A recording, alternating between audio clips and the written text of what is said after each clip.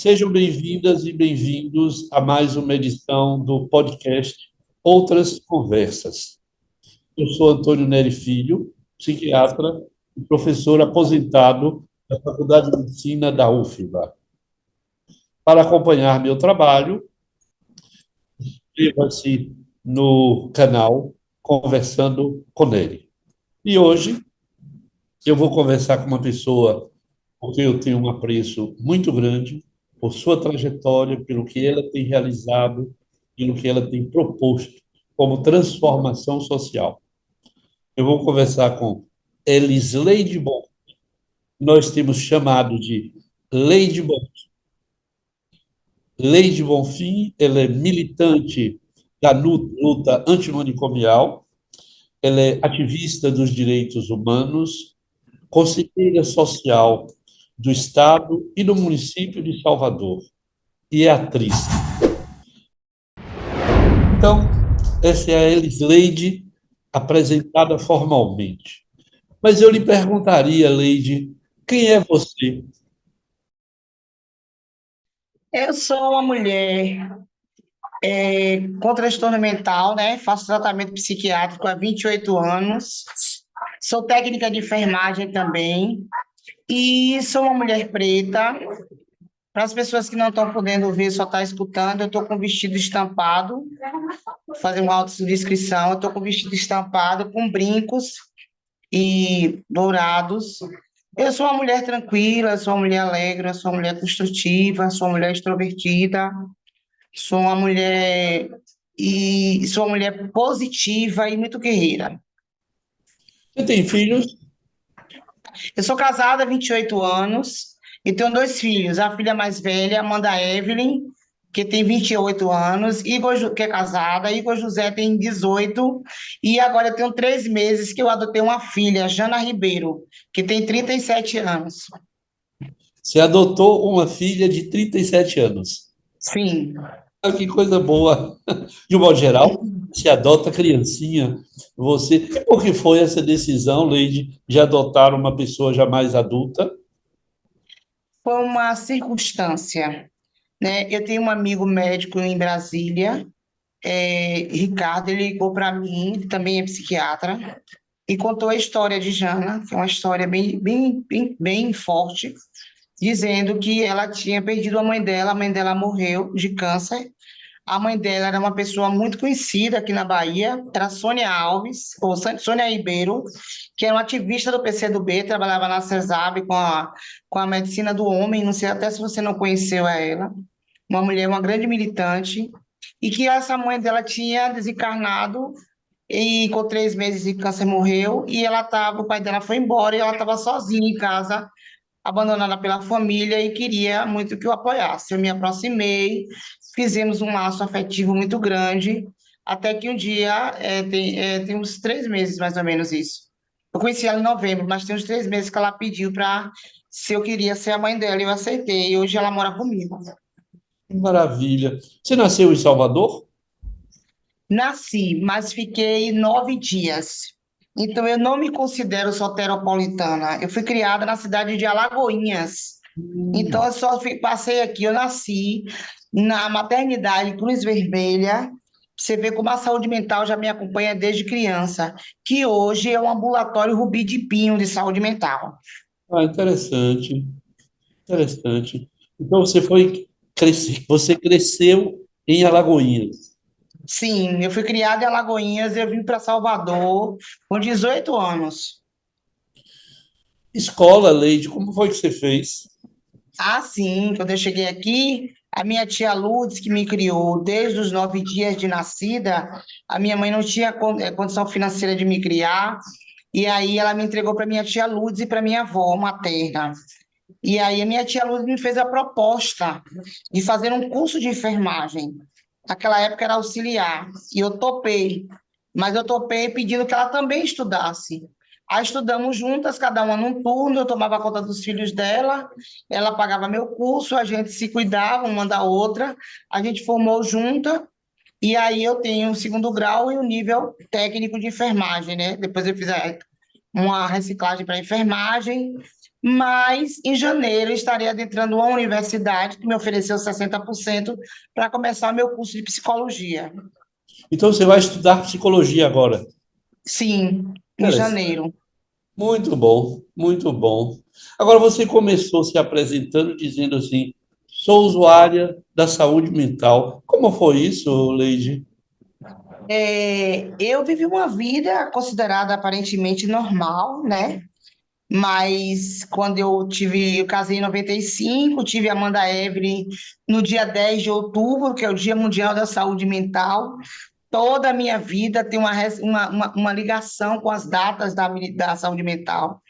E aí eu tive a primeira depressão pós-parto da minha filha, com a minha filha Amanda Evelyn. E aí eu passei um processo adoecedor muito grande, né? Tive internada no hospital psiquiátrico. E dentre as duas gravidezes, porque eu tive duas vezes, eu tive 7 vezes no hospital psiquiátrico, eu cheguei a uma situação que ninguém mais acreditava na minha superação. E eu fiquei 4 anos afastada das obras sociais em Irmã Dulce, porque eu trabalhava na Irmã Dulce nessa época, né? Eu trabalhei Uhum. 13 anos seguidos na Irmã Dulce. Sou intensivista do TI, sou especialista em ferida, em geriatria e sou pioneira de home care aqui na Bahia. Eu sou uma das 6 primeiras técnicas a ser contratada pela Home Doctor, empresa de São Paulo, quando chegou aqui sem teste, por muita experiência com enfermagem. Mas Então, essa eu tive depressão, depressão pós-parto. E por aí daí surgiu os surtos psicóticos seguidos, né? Eu não aceitava o tratamento. mas sempre foi a coisa depressiva, Leide? Não, a depressão apareceu depois da gravidez, né? A depressão E pós-parto. Eu nunca tive sinais antes de adoecimento psíquico. e eu digo, foi sempre depressão? Ou você teve algum outro problema que não fosse a depressão para essa assistência psiquiátrica? Segundo o segundo psiquiatra, eu tenho depressão e eu tenho bipolaridade e esquizodepressão. O E você CIDS que foi acredita nisso? diagnosticado. E você acredita nisso? Olha, assim, eu acredito, sim. Eu acho que a saúde mental é uma patologia como qualquer outra, como Uhum. a diabetes, como a hipertensão, precisa ser tratada, né? A medicação é necessária, mas existem outros dispositivos de cuidado que faz com que eu chegue a esse equilíbrio, certo? Então, assim, é um ciclo de cuidados. Em 2010 eu consegui entrar no teatro. Então, o teatro para mim também foi uma das medicações que faltava, remedinho que faltava na minha vida, né? A gente vai conversar sobre o teatro. Eu acho que você viu, talvez, a entrevista que eu fiz com Renata, a criadora, Renata Sim, Bernstein, a criadora verdade. dos Cínicos, que a gente vai conversar, porque você é uma das atrizes mais importantes dos Cínicos. Não, somos todos. Você sabe que é. Nós vamos mostrar você. Você vai mostrar que de fato é. Agora, você esteve internada. Eu lhe perguntaria, Leide, isso. A psiquiatria, a internação, lhe ajudou em alguma coisa na sua vida? Não, Estava internada? de forma alguma. Por que não, O Leide? hospital psiquiátrico foi um lugar de muita tortura, Hum. né? Se alguém pensou que excluir, trancar é cuidado, equivocou-se. Pois lá eu só tive maltrato, muito maltrato. Eu ficava amarrada horas e horas, porque eu sou uma mulher muito assim, muito impulsiva, muito para frente, muito direta, muito, sabe, muito forte, muito com a personalidade muito decidida. Então, com os surtos psicóticos, eu acho que isso aumentou muito. Então, eu teve um tempo que eu conseguia me desamarrar devagarzinho e desamarrar as pessoas que estavam ao meu lado, né?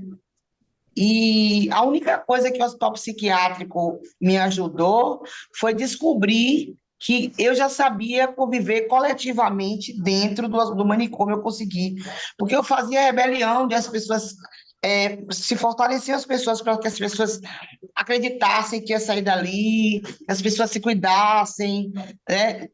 Cria rede de afeto lá dentro. Eu desamarrava, depois eu me desamarrava, depois que eu desamarrava, não era o que estava do lado, era o que tinha mais vínculo comigo. E assim sucessivamente. De repente, a equipe vinha correndo para pegar todo mundo e mandava o segurança pegar logo quem? A mim, né? A primeira, como se fosse a liderança que tinha que ser presa, que foi eu que fiz toda aquela confusão dentro do hospício.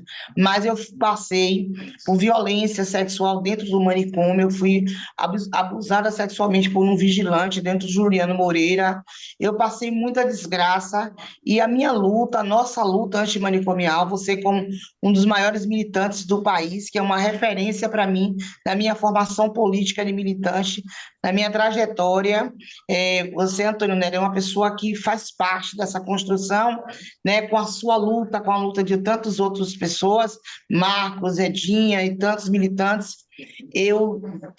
A minha luta hoje é para acabar realmente com o manicômio e fortalecer a RAPS. O Marcos que você se refere é Marcos Vinícius Oliveira, Marcos Matraga, Sim, Marcos Andrade. psicólogo que faleceu tragicamente há pouco mais de 6 anos, e, aliás, até hoje, esse crime horroroso que feriu a psicologia e a saúde mental de um modo gravíssimo, e até hoje não foi resolvido. E você se refere a Edna Amado, assistente social, que nós todos Sim. conhecemos, uma das grandes militantes da luta antimanicomial do Brasil. E você se refere a essas duas pessoas. Agora, eu fico pensando, Leide, se toda essa sua disposição, né, sua força, que foi domada pelo medicamento e pela contenção física, não terá sido uma falta de compreensão da psiquiatria, do seu modo de existir, do seu modo de ser. Quer dizer, em lugar de. Essa é uma questão que eu lhe coloco. Se você pensa que, em lugar de compreender o seu modo de vida, a psiquiatria daquela época domava, que eu estou querendo chamar, estou chamando de domar, de submeter você a uma situação que talvez não coubesse hoje, nos tempos em que nós estamos vivendo. Mas você se apresenta como ativista social. Como é isso, Leide? O que você anda fazendo como ativista social?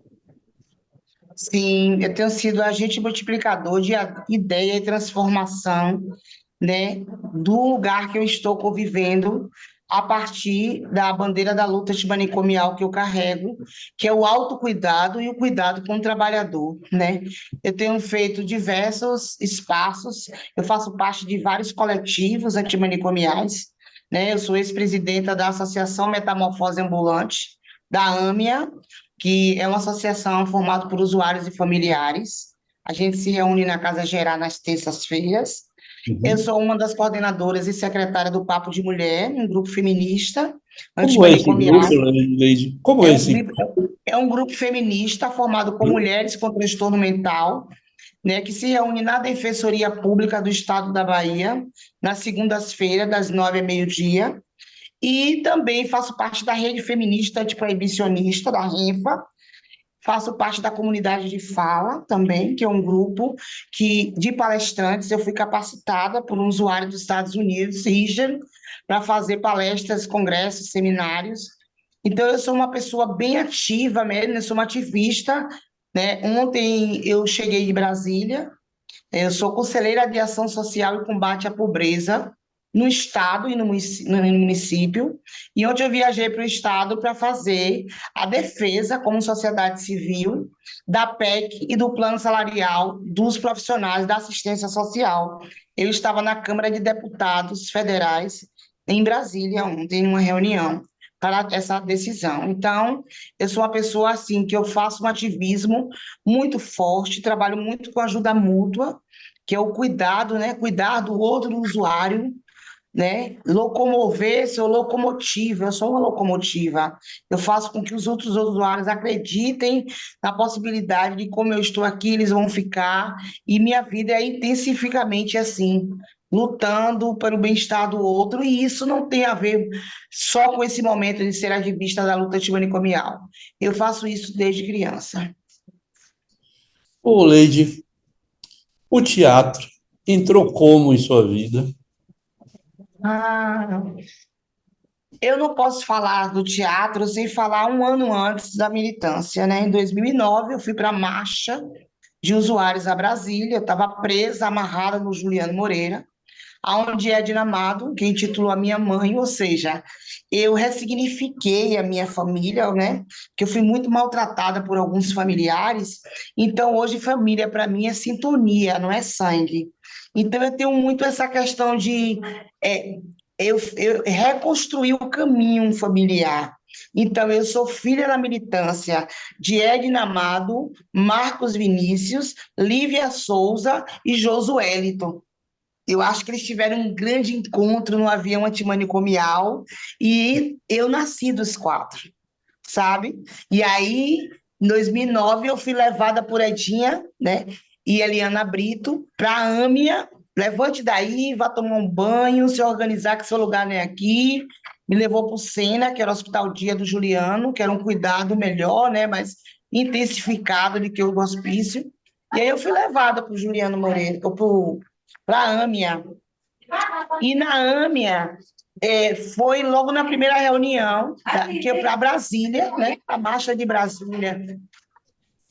Te amo, meu sobrinho neto. Eu falo com você, minha vida. E aí o que acontece? Eu fui levada a Brasília para a primeira marcha de usuários e familiares. E nessa marcha eu passei um processo metamorfósico e voltei totalmente. Fui surtada, voltei surtada, mas voltei totalmente militante da luta antimanicomial. Isso foi em 2009, né, onde Edinha Marcos levou vários usuários para essa marcha. E aí, em 2010, quer dizer, a militância já começou a me dar um norte, uma direção.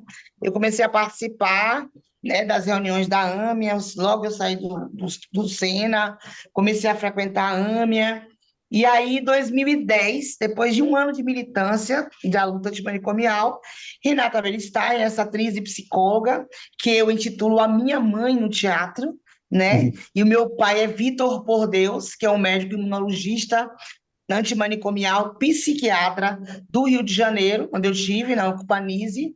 2 vezes eu estive lá no experimento de arte, no Hotel da Loucura, dentro do Engenho de Dentro. Então, meus pais do teatro, né? Renata Beristain convidou na AME alguns atores e algumas pessoas ou militantes, eu digo, estou dentro. E aí foi fazer a seleção do CAPES, e aí tornou-se a companhia de teatros cênicos. Então, o teatro, para mim, deu um boom na minha vida, porque eu comecei a me entender a partir do teatro, a entender que eu precisava me cuidar, porque eu, por ser técnica de enfermagem, eu achava que eu não tinha que tomar medicação, que eu não tinha que fazer tratamento, né? Que eu não aceitava o cuidado de jeito nenhum. Eu cheguei a tomar 19 medicações, hoje eu tomo 2,5 e estou negociando a medicação pelo uso da cannabis. Quem cuida da sua medicação é você mesmo, eu imagino. Isso que a gente tem chamado, a pessoa faz a gestão do seu próprio medicamento, e não uma prescrição e uma tomada de remédio obrigatória, como se fazia no passado. Agora, essa passagem para a cannabis, por onde surgiu essa ideia para você? É, eu fui convidada a fazer um processo de formação política de mulheres que fazem parte da rede feminista antiproibicionista, né? Eu viajei para Recife para fazer essa formação política e comecei a fazer uso em 2014 e comecei a me sentir bem, melhor, e com isso foi diminuindo as medicações e hoje eu tomo 2,5 medicações. Então, o uso da cannabis reduziu os outros produtos. Sim, a medicação foi quase toda, eu fui desmedicalizada praticamente, porque eu só tomo agora dois Tegretós, um de manhã e um de tarde, né, para estabilizar o humor, e o Rivotril à noite.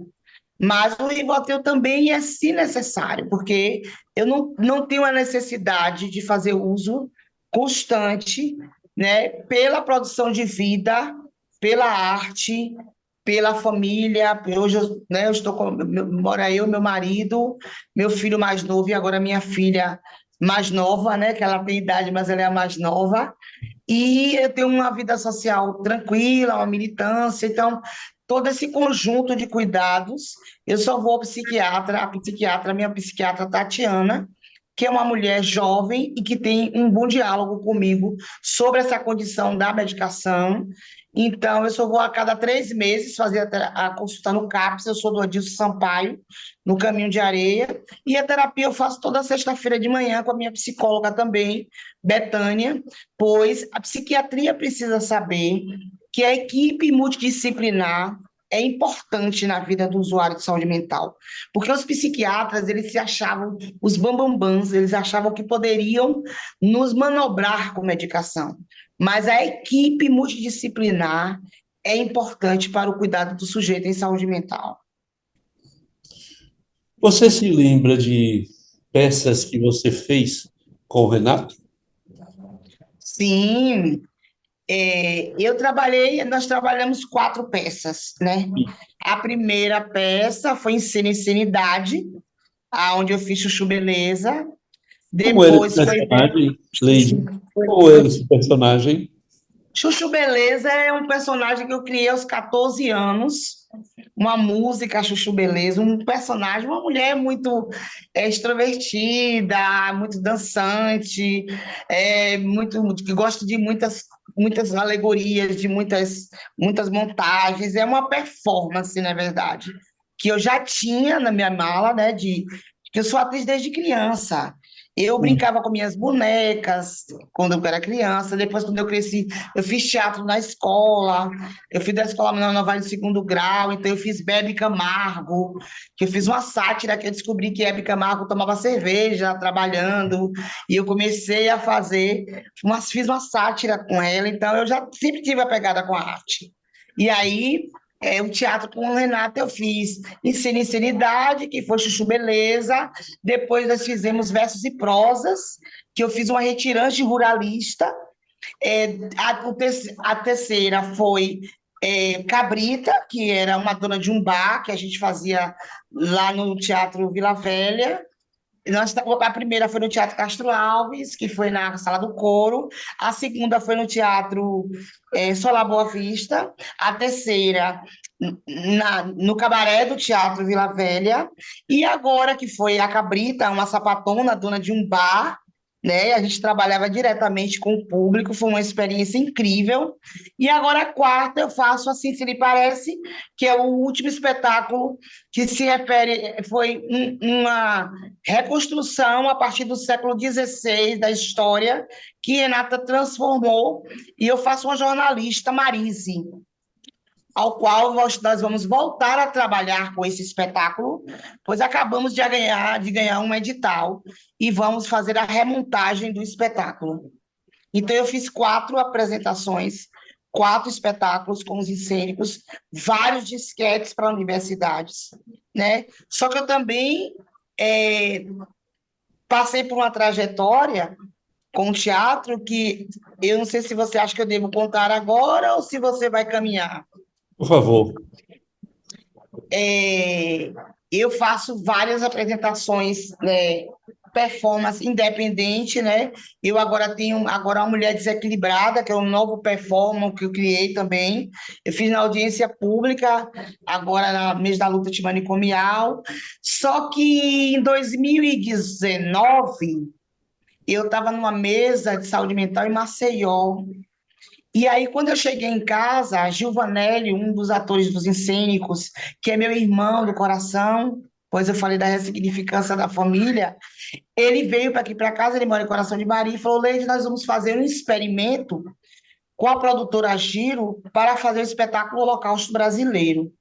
Aí eu falei assim, Gilvan, eu não vou fazer, eu cheguei de manhã, um voo de manhã, eu tô cansado, eu não vou. Ele já tinha separado os paramentos todos que a companhia pediu, né, os elementos para fazer o experimento, e ele, não, você vai. E aí foi eu, mais ele, eu e mais três, quatro atores, né?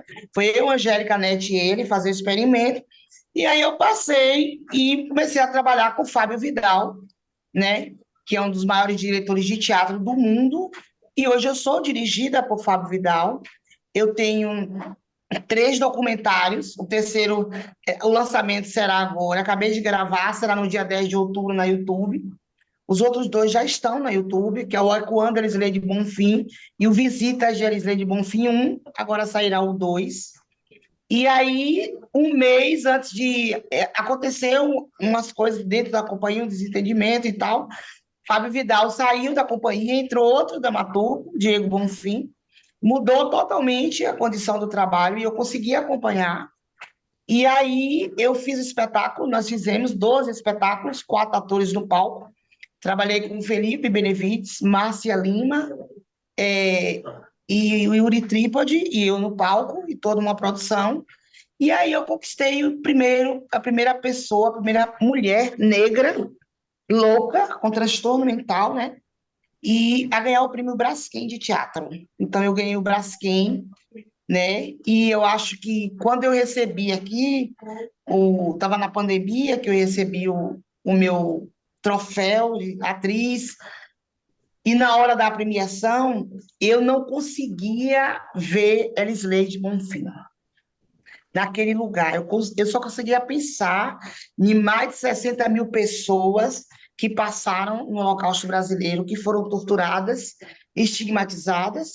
Seus corpos foram vendidos para as universidades de todo o país, no mercado da morte. Então, eu pensava que eu consegui sair do manicômio e, com a luta antimanicomial sendo fruto da reforma psiquiátrica, consegui chegar nesse lugar. Você se refere ao Holocausto Brasileiro, o Hospital de Barbacena, em Minas Sim, Gerais, onde 60 mil pessoas morreram. E por isso, sim. a jornalista que escreveu esse livro chamou de Holocausto Brasileiro.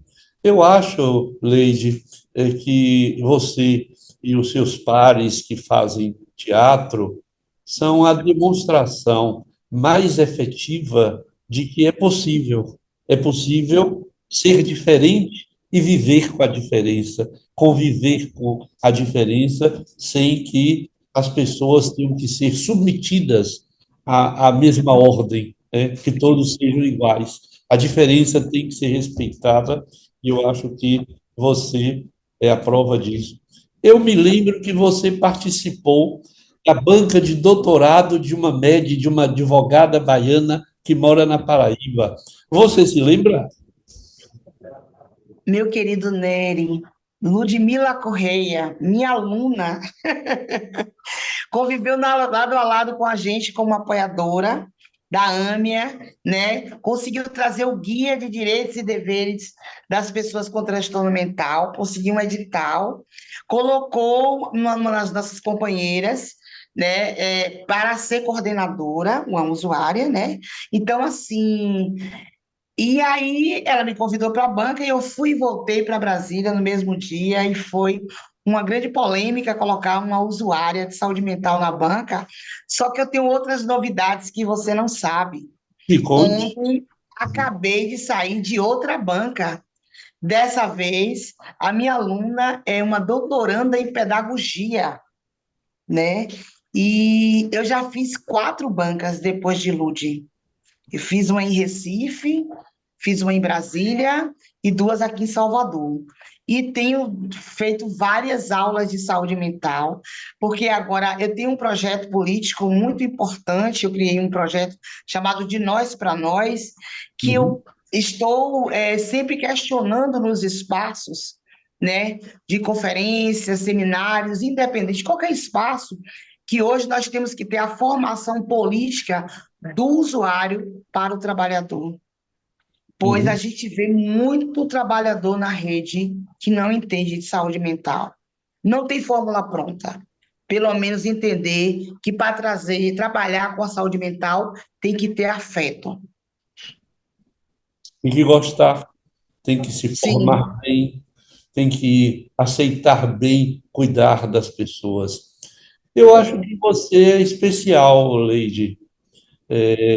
Eu acho que uma pessoa que tem a sua trajetória, que sai, da sombra do manicômio e ganha o mundo como você tem feito.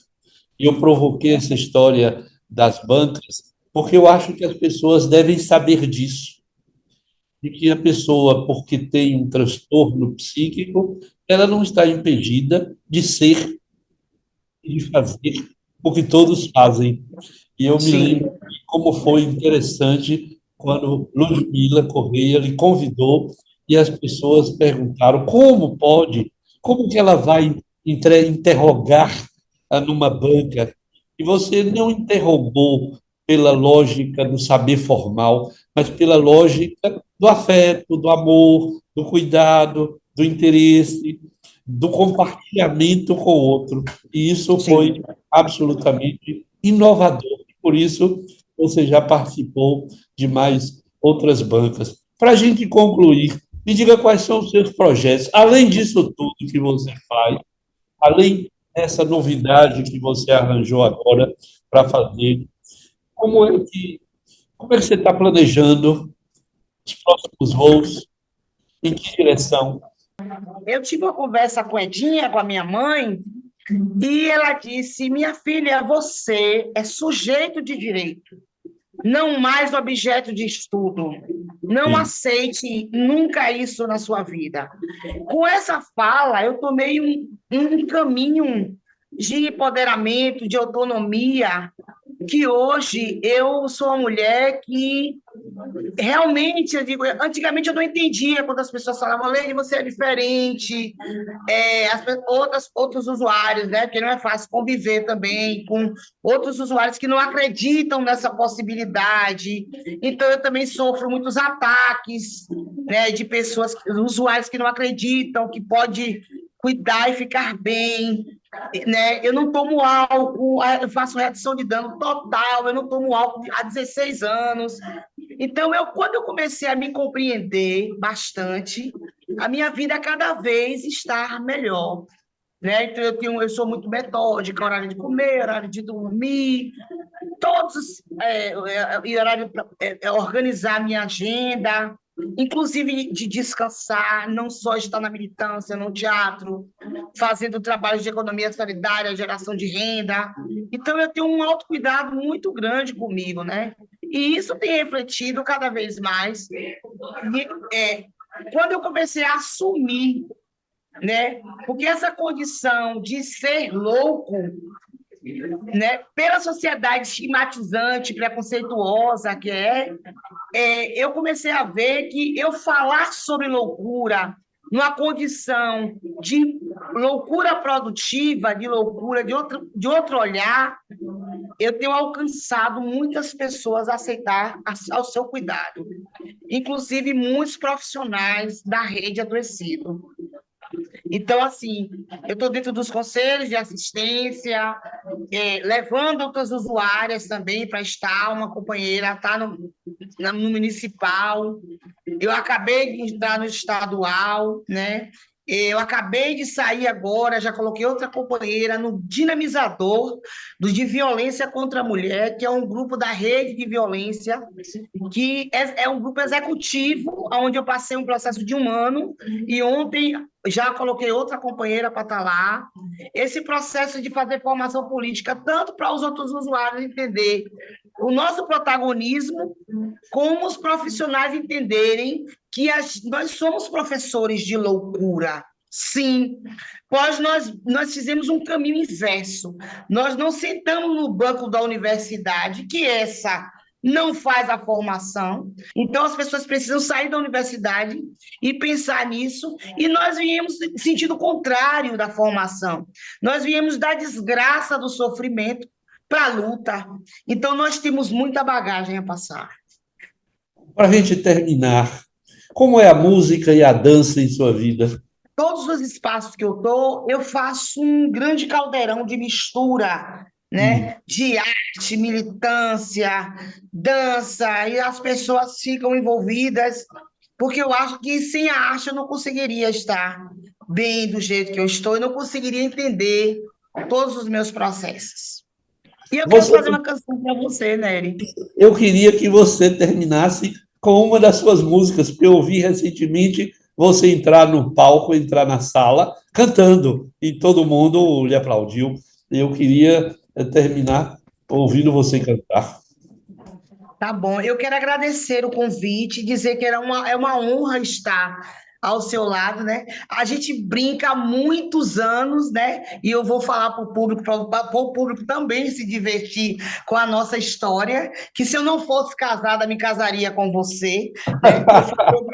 Se eu não Tá fosse bom. casada, o meu marido seria Antônio Neri. Todo mundo nesse mundo já sabe disso, que eu falo com o meu bocão, porque você é um dos antimanicomiais que mais respeita a saúde mental, que tem uma construção dentro da luta, e eu sinto a sua satisfação no olhar comigo e com os outros usuários de tanta luta que você construiu no passado com os outros companheiros, né? Com que luta dobrada por ser médico psiquiatra, é muito mais difícil do que outro profissional, para que as pessoas compreendessem o que é forma psiquiátrica. Eu imagino tudo que você passou, mas hoje o presente é eu estar aqui, parida por um movimento, então eu sou fruto do seu amor, do seu trabalho, da sua dedicação, e Marcos Vinícius presente, todos os usuários, Eduardo Araújo presente, que construíram essa luta e vocês hoje estão colhendo frutos. Então, assim, eu quero agradecer, que as pessoas me sigam nas redes sociais. O meu Uhum. Instagram é Elisleide com H, Bonfim, né? E eu tô no processo de diagramação do meu livro. Eu fiz uma autobiografia, vou lançar o meu livro, estou nesse processo de diagramação, sendo apoiada por Paulo Amarante, sendo apoiada por Priscila Coimbra e várias outras pessoas. Então, para mim, reforma psiquiátrica é isso. Então, eu quero agradecer a você por esse convite, aos telespectadores, e me colocar à disposição a todos que me procurem e para a gente conversar, participe dos movimentos sociais, que a militância dá um formato diferente da nossa vida. Tá Uhum. bom? Dá para cantar um pedacinho de uma música?